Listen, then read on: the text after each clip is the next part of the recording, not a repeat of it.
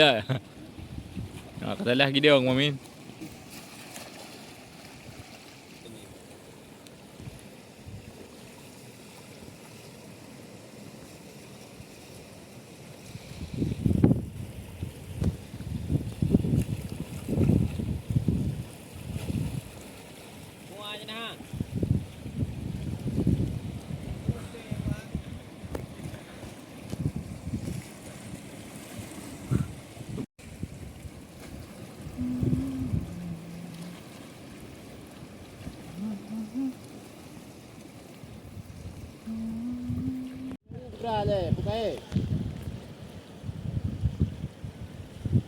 Kadang kau boleh kerapa kuman dia.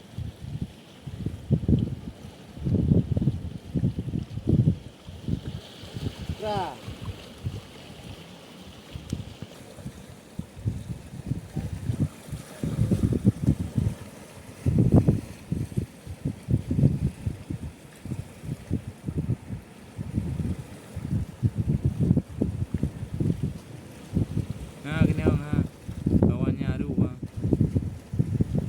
Ada apa baik? Ikan dari Mas Tuni. Ini dia dapat ikan belana. Ikan belana dari pesisir pantai utara yang dijala oleh Mas Tuni dari Balai. Yang kali go ni ya. Kawan yang lagi. Sekarang ikannya lagi ini harganya kan.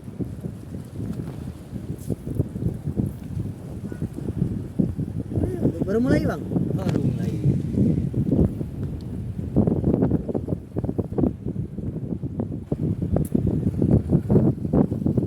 Ikan beranak pinak. Makanya diajar disuruh naik kalau asli kalau dia langsung bang. Biasanya sekali lempar satu drum penuh ni. Ya, nggak kena tadi.